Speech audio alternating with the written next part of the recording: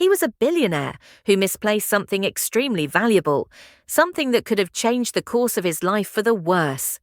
But fate stepped in when a struggling female construction worker stumbled upon it and returned it, completely unaware of who he truly was. What would drive someone with so little to give back something so precious? And how did that single act transform both of their lives forever? Settle in as we unravel the tale of how a wealthy businessman fell in love with a humble construction worker who showed up just when he needed help the most. In the quiet heart of Joz lived a young woman named Rose. At just 26, her eyes carried the weight of someone who had endured far more than her years should allow. Each morning, before dawn broke the sky, she wrapped a scarf around her untamed hair, laced up her worn-out boots, and made her way to the dusty construction site nearby. Rose wasn't an ordinary labourer. She lifted heavy cement blocks with ease, stirred concrete with a rusted shovel, and hauled sand in wheelbarrows, all without a single word of complaint. Rose toiled daily under the scorching sun, earning a living the only way she knew, through sweat and struggle. Life had never given her an easy road. At just 11 years old, she lost both parents in a tragic bus accident on their way back from the village. No one came to help. No family member stepped in. She was left to care for her younger siblings alone. Mike, who was 8, and Lena, barely 6. From that day, Rose became their everything, a sister, a guardian, and a source of hope. She began by selling bread along the roadside. Later, she took in laundry just to make ends meet. When those jobs couldn't sustain them, she pleaded with a local bricklayer to teach her how to work at construction sites. That's how she began carrying blocks just to survive. Despite how exhausting and unfair life was, Rose never uttered a word of complaint.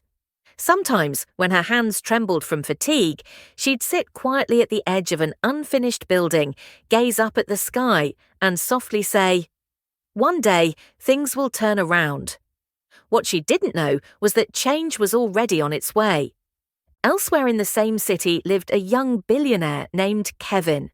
At 30, he was tall, reserved, and deeply private. His face appeared in magazines, and his name lit up billboards. He owned 2 massive real estate empires, one in Nigeria, the other in the UK. People loved to talk about his wealth. But what they didn't see was Kevin's quiet world.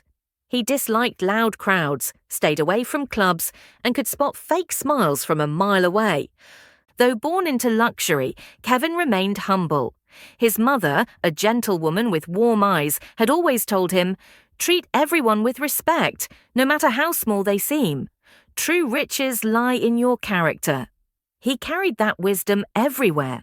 Still, despite all the money, cars, and luxury, something felt missing. Kevin had never found the kind of love that felt real. Many women had entered his life, gorgeous, stylish, successful, but none truly saw him. They loved the lifestyle, not the man. Deep down, he longed for someone honest. "I want a woman of substance," he often said. "Someone who understands struggle, someone who sees my heart, not just my wallet." What Kevin didn't realize was that she was already nearby. Destiny had already started weaving their paths together, and soon their 2 worlds, so different yet destined to meet, would cross in a way no one ever saw coming. After spending over 10 years living and working in the UK, Kevin decided it was time to return to Nigeria. But not for show. He wasn't back to make headlines. He simply wanted a quiet vacation. 2 months to relax, check on a few of his properties scattered across the city, and enjoy a break from his busy schedule. That morning, Kevin woke up feeling refreshed. He decided to do some shopping and visit one of his undeveloped plots. He dressed simply, a white t-shirt, blue jeans, and a black cap. No suits, no entourage. Just him and one of his low-profile black SUVs. "I just want to breathe today," he said quietly, grabbing his car keys.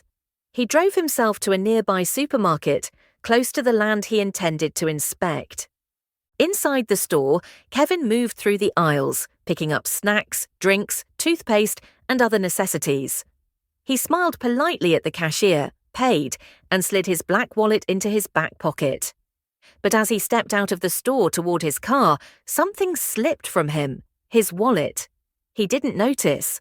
That wallet carried everything: his US driver's license, 2 international credit cards, his Nigerian ID, business cards, and over $3,000 in cash. Once inside his car, Kevin felt at ease. He even took a moment to sip some water before starting the engine. He had no idea what had just fallen. Things were about to take an unexpected turn. Around the same time, Rose was on her usual walk to the construction site. But she'd woken up hungrier than usual and decided to stop by the supermarket to grab a soft drink and a small snack. She double-checked the few naira in her purse to be sure it was enough. After making her purchase, she stepped out quietly. But something near the parking area caught her attention: a black wallet lying close to a parked car. She stopped, looked around. No one appeared to be searching for anything. She moved closer, bent down, and picked it up. It felt heavier than expected. Curious, she opened it slightly and saw stacks of foreign currency, business cards, and several documents. Her eyes widened. Who forgot his wallet here?" she murmured. She flipped through it again and found a business card, but it had an international number and no WhatsApp contact. There was no local number either. She tried dialing the number, but the call didn't go through. She looked around again. Still no one had returned. Rose could have walked away. No one would have known. But her heart said otherwise. She walked back into the store and approached the cashier. "Excuse me," she said gently. "I found this wallet outside, around the parking lot. It must have fallen out of someone's pocket." The cashier's eyes widened. "You mean someone lost this type of wallet?" Rose nodded. "Yes, please give it to security. Maybe the owner will come back." The cashier stared at her, surprised. "You're really kind." "Thank you." Rose handed over the wallet and left quietly. Not too far away, at a nearby petrol station, Kevin had pulled in to refuel. The station attendant walked over and greeted him cheerfully. "Good morning, sir. Full tank?" "Yes, please," Kevin replied. "Paying with cash or card?" the attendant asked. "Card," Kevin said. "All right, we'll need to take payment first due to network issues," the attendant added. "No problem," Kevin replied, reaching for his wallet, but it wasn't there. He froze. Checked his other pocket. Still nothing. Opened his car door and searched the front seat, the dashboard, between the chairs. Nothing. Panic slowly crept in. He moved to the back seat, opened his bag. Still nothing. His heart raced. "My wallet," he muttered, his expression changing. "Where's my wallet?" Turning to the attendant, he said, "Please give me a minute." Without waiting, he jumped into the car and sped back toward the supermarket. "Please, God, let it still be there. Please." That wallet wasn't just expensive, it was important. It held pieces of his life. Moments later, Kevin pulled into the parking lot, stepped out quickly, and walked straight to the cashier. "Excuse me," he said, trying to stay calm. "I was here earlier. I think I lost my wallet. Has anyone seen it?" The cashier looked at him closely. "You're the man who bought snacks, right?" "Yes, that's me," Kevin nodded. "A young woman found a wallet shortly after you left," the cashier said. "She gave it to our head of security." Kevin let out a breath of relief. "Thank God. May I speak with him?" "Sure," the cashier replied and stepped away. A few minutes later, she returned with a tall man in a navy blue uniform. His name tag read Mr. John. "Good afternoon, sir," he said. "Good afternoon," Kevin responded. "I lost my wallet earlier. I was told someone brought it to you." The officer nodded. "Yes, a young lady returned one recently. Do you have any proof it's yours?" "Yes," Kevin said. "My business cards are inside. The name is Kevin Patrick. You'll also find a passport photo."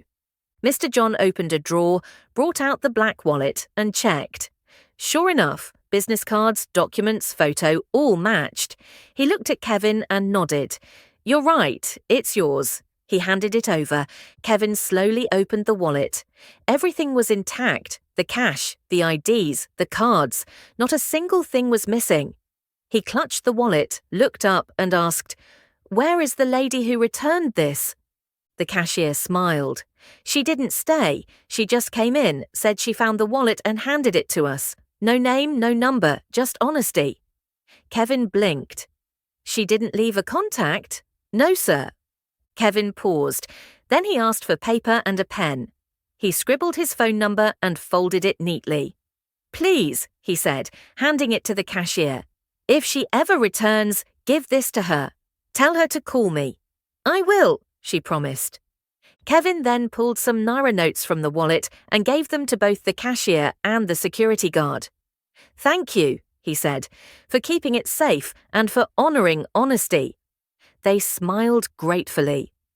As Kevin walked back to his car, he scanned the area, hoping to catch a glimpse of the woman who had done something so rare. But she was gone. Still, something in his heart whispered, this wouldn't be the last time he'd meet her. That night, Kevin lay wide awake in his large bedroom. The lights were off, but his eyes were open. He turned from side to side, but sleep refused to come. His thoughts kept going back to the kind young woman at the supermarket, the one who returned his wallet without taking a single thing. He placed his hand on his chest and stared at the ceiling. "Wow, she has proven that there are still honest people out there," he whispered to himself. "She saw that money and she didn't touch it." He sat up on his bed and shook his head slowly. "I don't even know her name," he said softly. "I wish she had left a number. I wish I could thank her myself. I hope she comes back," he said. "She truly deserves to be rewarded. People like her are rare, so rare." 3 weeks later, Rose returned to the same supermarket. She had finally saved a little money and wanted to buy some groceries for herself and her younger siblings, Mike and Lena. As Rose pushed a shopping trolley through the entrance, she looked tired but focused. She didn't notice the cashier by the counter waving at her. "Excuse me, Ma," the cashier called. Rose kept walking. "Ma, excuse me." Still no answer. But then someone tapped Rose's arm and whispered, "Hello, the cashier is calling you." Rose turned back slowly. The cashier quickly came forward with a small smile. "Good afternoon, Ma," she said kindly.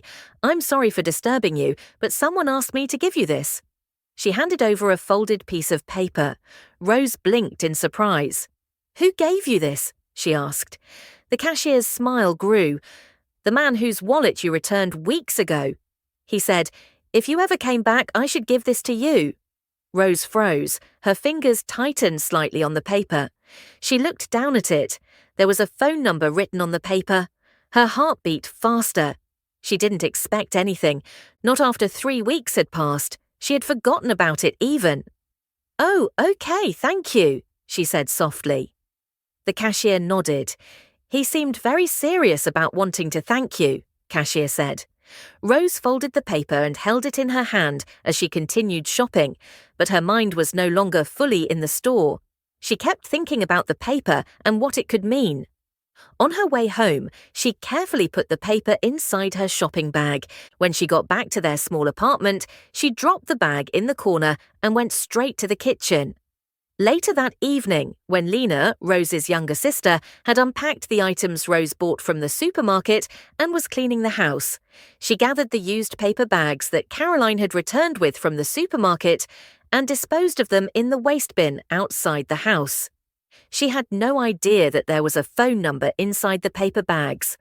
And by the time Rose remembered, it was already too late. The next morning, Rose woke up feeling light in her heart. Then her mind went back to the paper the cashier gave her, the one with Rosé's phone number. She smiled softly. "Today, I'll call him." Later that day, when Rose was ready to call him, she opened her handbag to search for the phone number. Then she paused. She suddenly remembered she had placed the piece of paper inside the shopping bag she brought back from the supermarket. She quickly called out, "Lena!" Lena answered from outside the house. When she came in, Rose said, "Please help me check for the paper bag I came back with yesterday." There's a small piece of paper inside.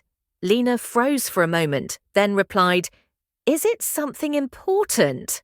Because I already threw it away yesterday. Rose's eyes widened. Oh no.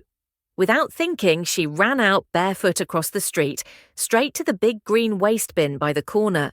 She didn't care who was watching. She reached the bin, opened the lid, but it was empty. Completely empty. The trash collector had already come. Rose stood there, frozen. Her heart sank. She looked down at the empty bin and felt something tighten in her chest. Her hands dropped by her sides. Her legs felt weak. She slowly sat on the pavement beside the bin. She stared at the ground and whispered, God, why now? How could this happen? Tears rolled down her cheeks, quiet and steady. But after a few minutes, she wiped her face with the edge of her dress. She stood up and said softly to herself, If this is meant to be, it will still happen. She thought about going back to the supermarket to tell the cashier, maybe ask for the number again, but just as she turned to go, she stopped. She didn't want to look desperate, so she took a deep breath and walked slowly back home.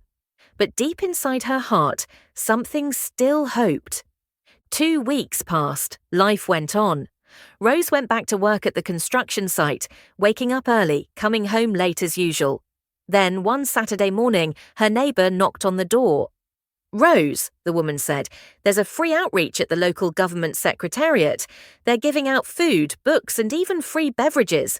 It's from one big real estate company. You should go with your siblings. I'll be there too. Rose nodded. Let's go. When they got to the event, the place was full but peaceful.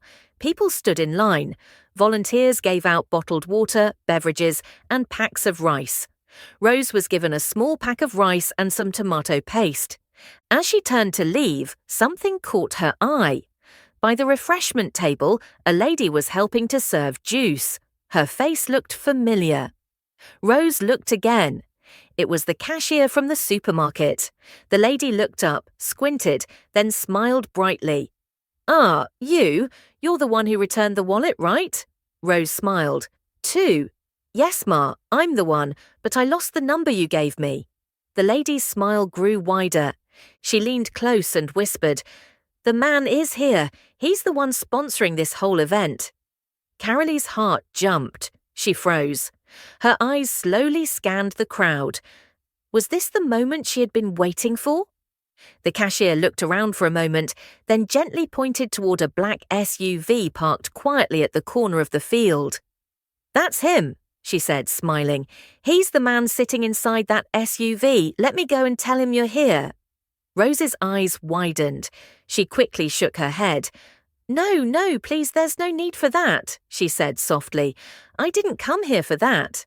But the cashier had already turned and was walking towards the SUV with a wide smile on her face. Rose stood there frozen.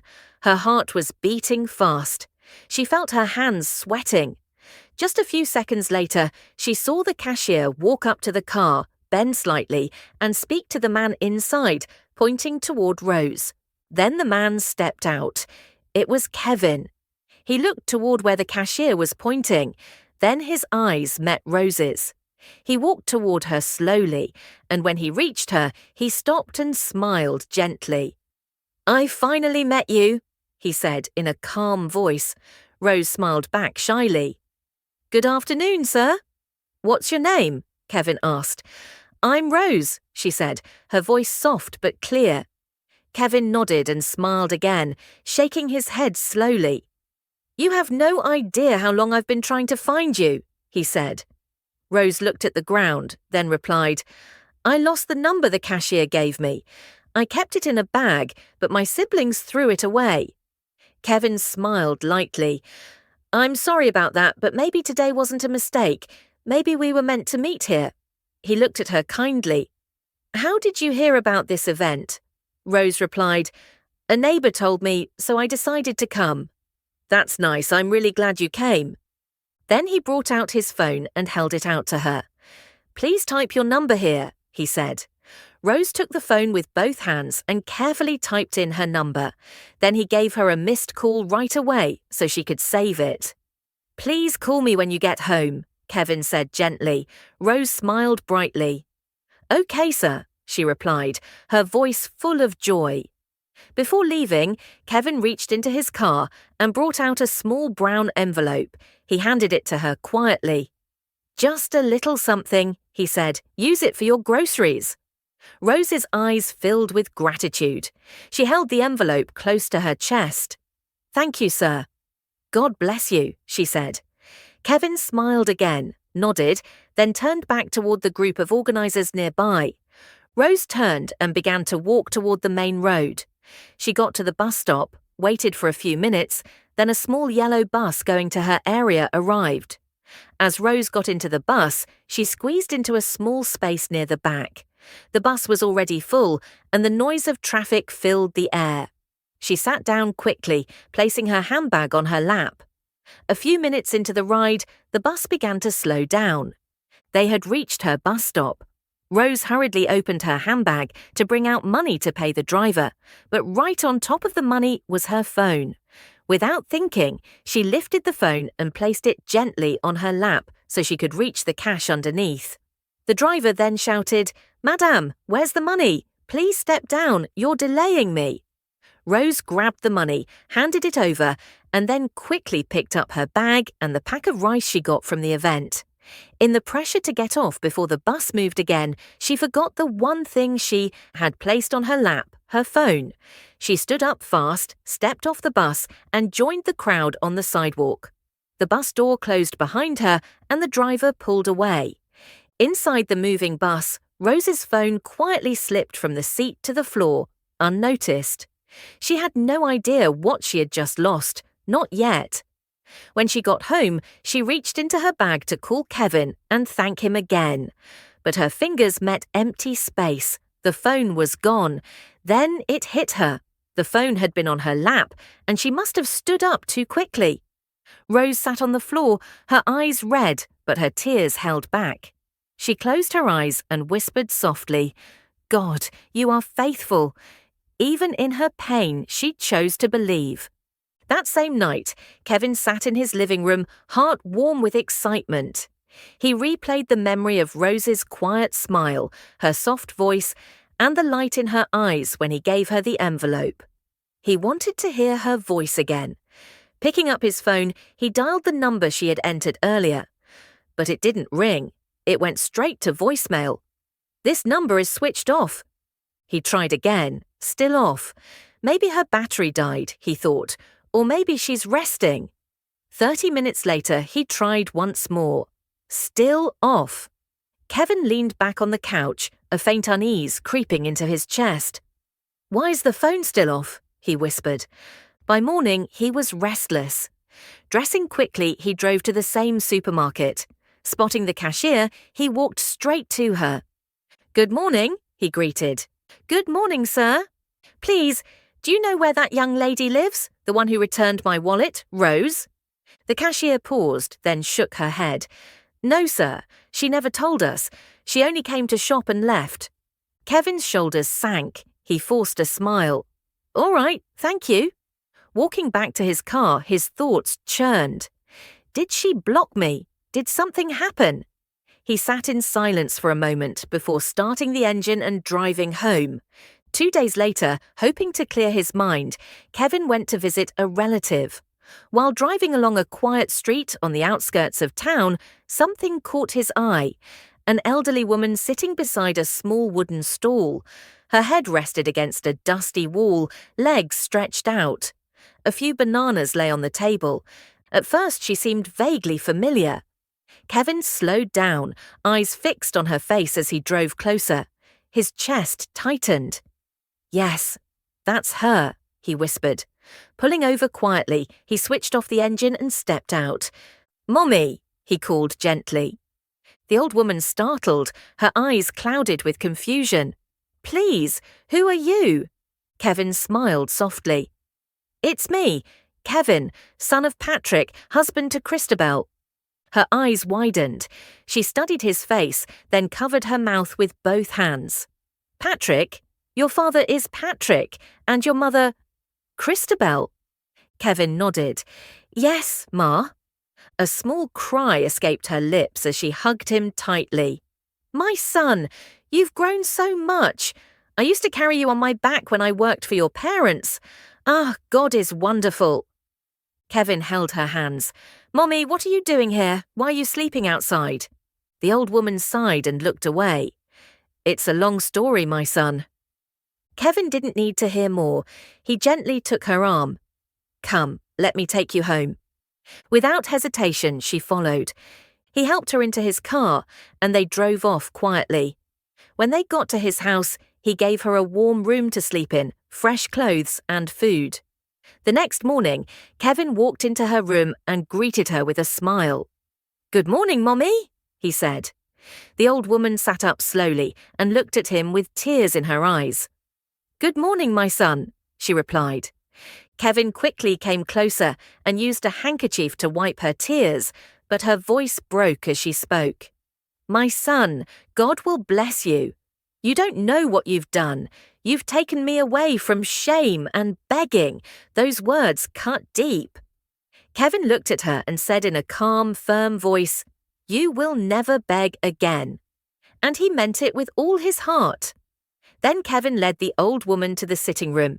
He gave her a warm tea and then sat across from her and asked gently, "Mommy, why were you lying by the roadside? What really happened?" The old woman sighed deeply. Her eyes looked far away, like she was seeing old memories. "My son," she began slowly, "after your daddy and mommy relocated to the UK, they gave me some money. I was so happy.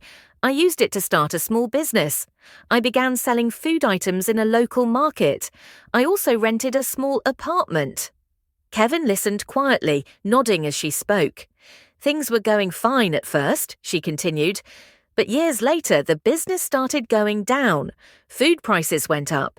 People were not buying like before. My goods began to spoil. Sometimes I stayed in the market the whole day without selling much." Her voice became weaker. "One day my landlord asked for rent. I begged him to give me time, but he refused. A few weeks later, he came with 2 men and threw my things outside." Kevin's eyes widened. "He did what?" The old woman nodded sadly. "Yes, my son. I packed the little I had and moved into my small shop. That was the only roof I had left. I slept there every night." She paused. Her hands were shaking slightly. "Then one night around midnight, I was sleeping on the floor of the shop. Suddenly, 5 men broke in. They kicked the door open. I tried to scream, but one of them pointed a gun at me. They stole every money I had made that month. They took my phone and the most expensive of the food items." Kevin was already leaning forward, both hands tightly folded. She continued, "The next month, the owner of the shop came and said, 'If you don't pay rent, leave.' I cried. I begged her, but she locked the shop and sent me out." Tears slowly rolled down Kevin's cheeks. He covered his mouth and looked away, trying to stay strong. "Mommy," he whispered, "all this happened to you." The old woman nodded. Her lips trembled. The pain in Kevin's heart was heavy. He couldn't speak. He couldn't move. All he could do was sit there and stare into the air. After the long, draining conversation with the old woman, Kevin went into his study and sat still for a few minutes, lost in thought. Then, without hesitation, he picked up his phone and dialed a number. It was his site engineer. "Hello, sir," the engineer greeted. "Good morning," Kevin replied, his tone calm but deliberate. "I have a special job for you." "I'm listening, sir." "I want you to build a 4-bedroom house," Kevin said. "Make it simple but solid. It must be ready in 3 months." 3 months? The engineer repeated. "Yes," Kevin confirmed. "It's for someone very special. She'll be moving in as soon as it's done." There was a short pause on the other end. "All right, sir. Consider it done," the engineer finally replied. Construction began the following week. Brick by brick, the house took shape in a quiet part of Jos, peaceful, safe, and tucked away from the noise. Weeks later, on a sunny afternoon, Kevin decided to visit the site to check the progress. He arrived in his black SUV, stepped out, and slowly took in the scene. The building was halfway done, the roof still absent but the walls already standing tall. As he moved closer, something caught his attention. A young woman in a dusty scarf and an old, faded t-shirt carrying a heavy block on her head. Her steps were steady, her eyes fixed ahead. But her face seemed familiar. Kevin's heartbeat quickened. He squinted, whispering under his breath, "Wait, could that be her?" The woman came nearer, sweat tracing lines down her cheeks, her hands caked with cement. Kevin called softly, "Rose." She froze. Slowly she turned to face him. "Sir," she said, her voice trembling, "you again." They stared at each other, equally shocked, both with questions hanging in the air. Kevin stepped forward, locking eyes with her. "You know," he began quietly, "the day I heard that a young woman found my wallet stuffed with foreign currency and returned it untouched, I was stunned." Rose remained silent, her gaze fixed on him. "I planned a worthy reward for you. I waited for your call, but now, seeing you here, carrying blocks under the burning sun, doing work most men wouldn't, and still knowing you returned that wallet without taking a dime." He stopped, shaking his head slowly in disbelief. "It makes me even more intrigued," he said at last, his voice steady but firm. "Right now, I want you to drop that block and come with me." Rose's fingers tightened around the block. She glanced up at him, unsure of what he truly intended. Now that he had seen her struggles with his own eyes, what would he do next? Could this moment mark the beginning of their love story? Stay tuned for part 2. Thank you so much for watching until the end of part 1. If you enjoyed this story and want it to continue, please leave a comment below saying, "Continue the story." And don't forget to subscribe and turn on the notification bell so you'll be the first to know when the next part drops.